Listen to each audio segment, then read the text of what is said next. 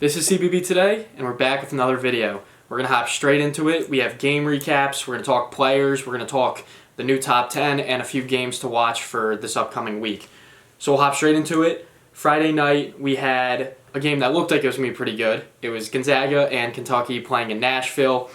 This was, Gonzaga was favored by 4.5 points. I talked about it previously, how it's kind of a game that both teams need to win. Kentucky, for obvious reasons, they've had all these opportunities to get that statement win, and they haven't done it yet. And then Gonzaga, once conference play heats up, they're not going to get that many quad one opportunities. They need to capitalize on as many quad one opportunities as they can in their non-conference schedule. That they did. Will this be a quad one win? We'll see. Probably not. Kentucky looks atrocious. Gonzaga won 94-59. This game was, we knew Kentucky had their flaws. I don't think anyone thought it was this bad. Like, they hung in there against UNC. They lost at the end of the game by a couple points. They went the first, 8.5 minutes without a field goal, and they went over 10 minutes against UNC without a field goal. That can't happen. You cannot. They went down 19-2 against Gonzaga. That's a hole that you're not really going to dig yourself out of. It's just against a team like Gonzaga. You're just not. They're too good. I said it that, during the game, I was talking with people on Twitter. I said, once Jaden Quaintance is back, he will help them. And if they still look this way, then I am worried. But if they still look this way, when Quaintance is back and once, they're fully healthy, I'm ready to write them off for this year. And Kentucky fans are calling for Mark Pope's head. And I hate to say this, but it's rightfully so. Is it all his fault? Probably not. Is this the most expensive roster in college basketball? Yeah. You've had these opportunities. You had Louisville. You had UNC. You had Michigan State. You got Gonzaga. You gotta win one. You gotta win a few of those games, right? You can't just. This team is, if the tournament started right now, they're not even sniffing it. So it's a good thing it's December. I think they still have time to figure it out. They still have the talent to figure it out. But they're going to need more out of, the guys that were there, like Otega Owe. He needs to play better for Mark Pope. And yeah, Gonzaga, obviously great win for them. Right now, I have them firmly in my top 10.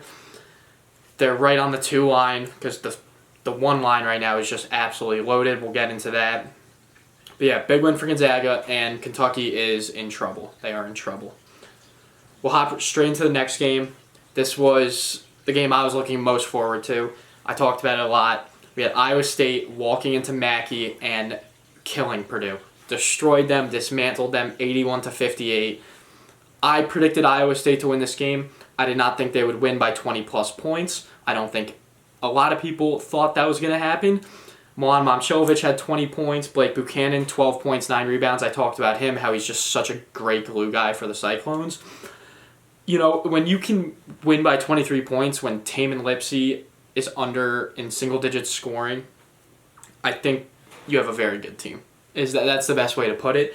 I think Otzelberger is thrilled with the way his team looks. I think Iowa State fans are thrilled. I think people thought they'd be good this year. I don't think people thought they'd be this good. Dismantling Purdue on the road, the number 1 team in the country. I'm not worried about Purdue at all. It's just a bad game. It's good to get it out of your system before Big Ten play, or I guess they've played 1 Big Ten game. I'm not worried about Purdue, and I'm so high on Iowa State. I talked about them so much that even before Vegas, that they are a top 10 team in the country. They just hadn't played anyone yet to get that ranking. But yeah, look out for the Cyclones in Big 12 play. The top of the Big 12 is so good. It's probably the best conference at the top, if that makes sense. They're the most top-heavy. When you have Houston, Iowa State, Arizona, Texas Tech, and BYU, 5 of the top 12, 13 teams in the country, that's gonna make for some fun games come January and February. So, yeah, that was a fun one. We'll hop into the next one. We had Duke walking into the Breslin Center and defeating Michigan State 66-60. I did not expect this to happen. I predicted 6 games on my Twitter prior to Saturday, I went 5 for 6. I did not think that this would be the one I got wrong. So, yeah, Cameron Boozer, 18 and 15. We know he's a beast.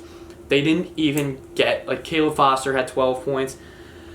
It's not like they got a crazy amount from other guys, and it's not like Cam Boozer had his best game, and they still walked into the number 7 team in the country's home arena and won. So that's why you're seeing a lot of Duke fans calling for them to be number 1 in the AP poll. It's not going to happen. Should it happen? Maybe. I think they have a valid argument with their resume, but it's not going to happen, and we'll get into that. Carson Cooper in the loss for the Spartans had 16 and 16. Great. Jeremy Fears, we talked about him. I was glazing him, I guess. He had 6 points. He went 0 for 10 shooting, but he did have 13 assists and only 1 turnover. So it's good to see when he's not putting the ball in the basket that he's still, obviously impacting the game in a lot of ways. Like 13 assists is crazy. So, yeah, Duke stock went up. I was not that high on Duke. I'm still not, just because it's Duke. Don't get that. I'm not a Duke fan. I got this jersey when I was in 7th grade, and I like it a lot. I don't know why I got it. I don't know who was selling a J.J. Redick Duke jersey, but not a Duke fan. Yeah, Michigan State, I think they're fine. I already admitted I was wrong about them going into the year. I did not think they would be that good. They are good. They're very good. They had a bad game. It happens. Again, like Purdue, it's good to get out of your system as you ramp up conference play. So we'll hop straight into the next one. We had Louisville defeating Indiana 87-78. This game was at Gamebridge, so this was about 6 hours before kickoff of Indiana-Ohio State at Lucas Oil, like a 10-15 minute walk from each other. You got all the bars in Indianapolis. So I don't think Indiana fans were that upset about this loss once it hit 11 o'clock and they won the Big Ten championship. I think the play, for them it sucks, but I think the fans, they got a few beers in them, they watched some football, and all was forgotten. Ryan Conwell, I have talked about him extensively, 21 points. He's one of my favorite players in the country. I loved watching him at Xavier last year. I love his game, silky smooth. I love a good lefty. I love it so much. Even like Mikal Brown Jr. didn't have his best game, and they're still able to beat a top 25 team in the country. Tucker DeVries had 26 in the loss. That's a good sign for them. I think they're going to need a little more from guys not named Tucker DeVries and Lamar Wilkerson, and I think they will get that. Like, Darian DeVries is a good enough coach to figure out kind of what's been going wrong the past 2 games with this team. So, yeah, Louisville, I've talked about, I think they're right in my second tier of teams with, like, Michigan State, which means I think you're a top 8 team in the country. I just don't think you're one of the top 3 or 4. So, yeah, Louisville's very, very good. Indiana will be fine. I still think they're going to be a good team. They're going to be a tournament team. They'll finish in the top 8 of the Big Ten, which is good. And, yeah, good game to watch. It was fun. It got good in the second half. It looked like it was going to be a little bit of a blowout, but, not all of them can be close, 5-point games. Next game, we had Illinois and Tennessee. This game was also in Nashville, just on the next day after the Gonzaga-Kentucky game. Illinois defeated Tennessee 75-62. I did predict Illinois. I said I was going to stick to my guns because sometimes I think they're not the best team in the country, but they can play like the best team in the country, and then sometimes they just look like they don't know how to run an offense. They looked like the first, so I don't know. I'm a fan of both these teams. I like both of them a lot. Illinois, Tomislav Ivisic had 16. Kylan Boswell had 15. Stojakovic didn't have a good game, and they're still able to win by double digits against a good Tennessee team. I think Brad Underwood's happy about that. I think the Illini fans are happy about that. Nate Ament had 9 in the loss. He shot 4 for 14. He's a freshman. Okay, if any Tennessee fans are watching this and are worried, I would not be worried. I think it's going to take him a little time to adjust.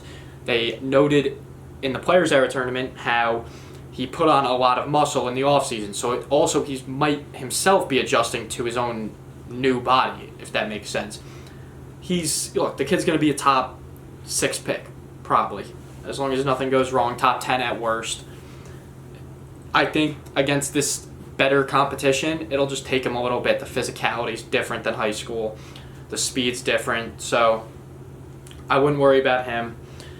And yeah, Illinois, stock up again. I'm happy because I picked them second in the Big Ten, and I was starting to get a little worried with Purdue, Michigan State all looking good. USC was undefeated, so I'm happy that at least one of my Big Ten predictions is looking like it's possible, because my Michigan State one definitely is not. And yeah, that's it for that game. We'll move on to the next one. This was the final, I guess, big game of the day. We had number 20 Auburn facing number 2 Arizona at the McHale Center. This was not a good game. I mean, like, if you're an Arizona fan, it was a good game.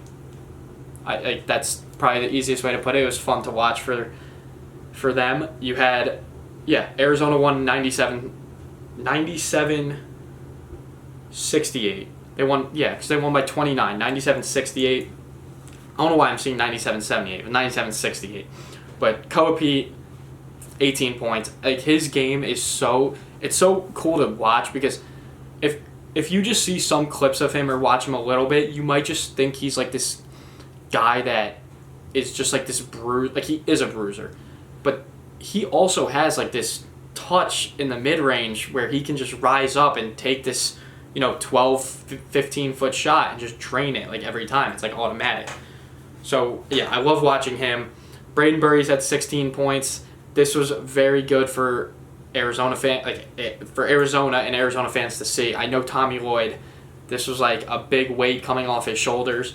I don't think they were worried about Burry's, but in the 3 games against the high major programs, UCLA, UConn, and Florida, Burry's got in foul trouble. He did not shoot it well from the field. Braden Burry shot 7 for 11 from the field. He got teammates involved. He played good defense. He's really their X factor. If he can be that secondary ball handler on the perimeter and score on the perimeter behind Jaden Bradley, this Arizona team is as dangerous as they look. That they will be, and they're deep too. Like they play 8 guys, but the 8 guys are good. Like good. I don't think Tommy Lloyd feels like there's any liabilities. Even their freshman Dwayne Aristote, they're settling him in, had 8 points. He looked good. I think Tommy Lloyd was thrilled. And yeah, Auburn, I mean, Tahad Pettiford had 30 points. We talked about how Bruce Pearl said he's the pound-for-pound best player in the country, which is not true. Yeah, I don't like this Auburn team at all. At all. I tweeted it after the Auburn-Oregon game in Vegas, like, hot take, neither of these teams are going to make the tournament. Oregon probably isn't going to make the tournament unless they go on some sort of tear in Big Ten play. Auburn, they're in the field. If it started today, I don't think this team is good. Like, just the eye test, I get it. Like, you lost Bruce Pearl, you lost Baker Mazar, you lost Johnny Broome, Cardwell. Like, you lost guys, but it's a lot of just the shots they were getting up against. And granted, Arizona has a good defense. The shots they were getting up, I think it was Jay Billis on the call was saying how every shot is terrible. Like, it's like their offense was just, they would dribble around, pass it around, and get to 8 seconds on the shot clock, and you're throwing up a prayer. And obviously that's not going to work against good teams like Arizona and good teams in the SEC once their conference play starts. So yeah, I'm worried about Auburn. I am worried about Auburn, and Arizona will probably be the number 1 team in the country after the Purdue loss. I get and I see and I can listen to the arguments for other teams such as Iowa State, Michigan, Duke, but this is their 4th top 20 win in 8 games. That's hard to argue with. 2 top 3 wins. So I'm gonna have them at 1 for now. I was a little worried about them going into this Auburn game. They had a little bit of a big layoff since their last big game against UConn. Yeah, they're legit. Arizona's legit, and Auburn worries me. Those are my takeaways from that game. And then, we'll hop straight into my top 10. That will do it for the recaps. It was a fun day of college basketball. That's why we watch, stuff like that. And then just wait another month, and that'll be every single Saturday. Just loaded slates of top 10, top 15, top 20 matchups, good conference games, all that. So, this was a good taste for what's to come. We'll hop straight into my top 10. At 1, I said it already, Arizona. Just talked about them, but yeah, their resume. That is why I have them at 1. Do I think they're the best team in the country? No. Do they have the best resume in the sport? Yes. Have they won on the road, neutral sites? Yes. And they're destroying teams. They destroyed Auburn. And again, I said Auburn's I don't think is very good. You're still destroying a top 20 team in the country. At 2, I have Michigan. I want to put them at 1. I really do, because I think they're the best team in the country. The analytics love them. Ken Palm loves them. Everyone loves them. And it's rightfully so. They are deep. They can shoot. They'll defend. Their front court is one of the best front courts I've ever seen. Ademara has improved so much. Whatever. Yaxel Lenneborg would have been a first-round pick. And then you add Merez Johnson to that. It's it hurts my head to think about that. That's a real front court in college basketball. But it is. So I think Michigan's the best team in the country. I'm going to have them at 2 for now, just because of their resume. So, yeah. They have common opponent with Arizona, with Auburn. They both won by about 30. Obviously, Michigan kicked the crap out of Gonzaga. And they're kicking the crap out of everyone. They beat Rutgers on Saturday by 41. That's Rutgers, though. So, yeah. At 3, Iowa State. I can talk about them all day. I'm not going to, but yeah, Taman Lipsey, Milan Momcilovic, Josh Jefferson, Killian Torrey, Blake Buchanan. They just have dudes after dudes after dudes. They're all gamers. They have experience. They are such a good team. Those matchups against Arizona and those matchups against Houston and Texas Tech and BYU and Big 12 play are going to be so fun. And yeah, those are my top 3. At 4, I have Duke. So obviously, with them being my top 4, they're my 4 on the 1 line if the tournament started today.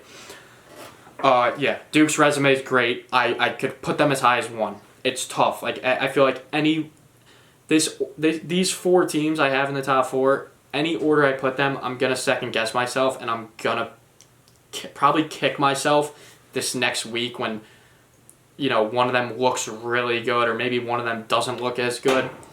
For now, I have Duke at 4. Obviously, it's tough because I had them at 4, and then they take down Michigan State, and they don't move up.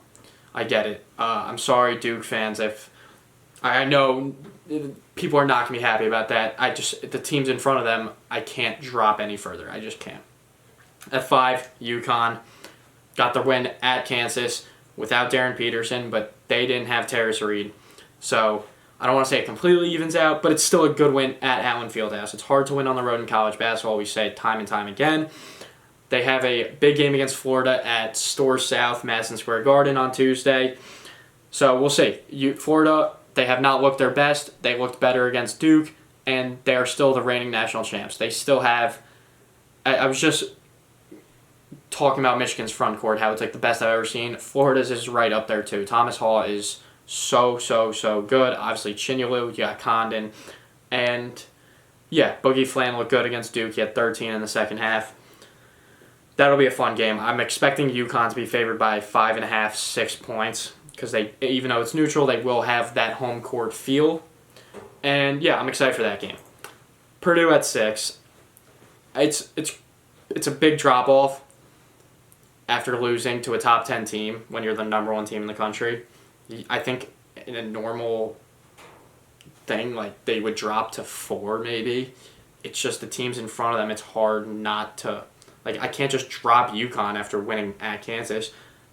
Duke, Iowa State, Michigan, and Arizona are all better / have better resumes than Purdue at the moment. Purdue's still...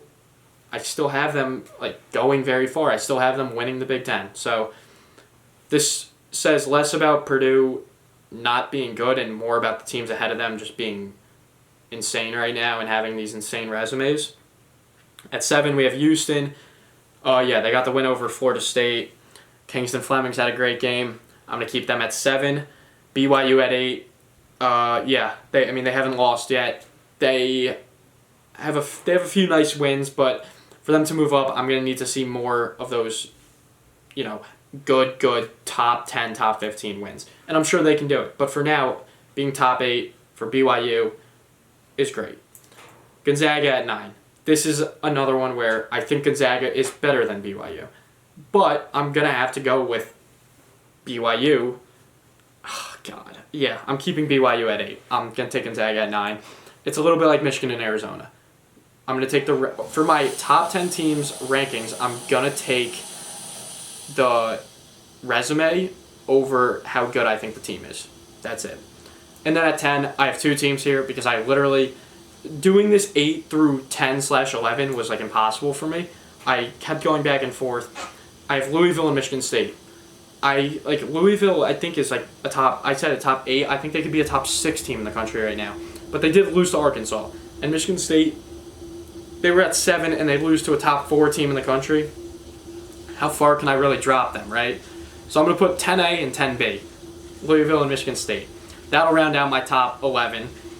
Oh, we'll do this every week with the top 10 after Saturdays. And yeah, I'll give my reasoning. For now, I'm sure this will get shaken up a lot. There's some good, obviously the UConn-Florida game. Arizona plays Alabama on Saturday. Yeah, there's some good games to watch this week. I hope you guys enjoyed this. I like previewing a bunch of the games and then being able to go back and just recap all of them because I like to look back to what I thought and some of my predictions and then see how I did and then see maybe which teams and players swayed me in a good or bad way. So yeah, that'll wrap it up for this video. I hope you guys enjoyed it. Let me know what you would want to see next. Subscribe if you haven't already so you don't miss any of the new content. We have shorts coming out every day. We have recaps, previews, analysis coming out 3 to 4 times a week. So it'll be a lot. It'll be a lot until the national championship in April, and then we'll have the off-season content. So I'm glad I'm able to do this. I love doing this. I love just talking about each game, talking about the players, the coaches. It's fun. So I hope you guys enjoyed it. I'll see you guys next time. CBB Today. Peace.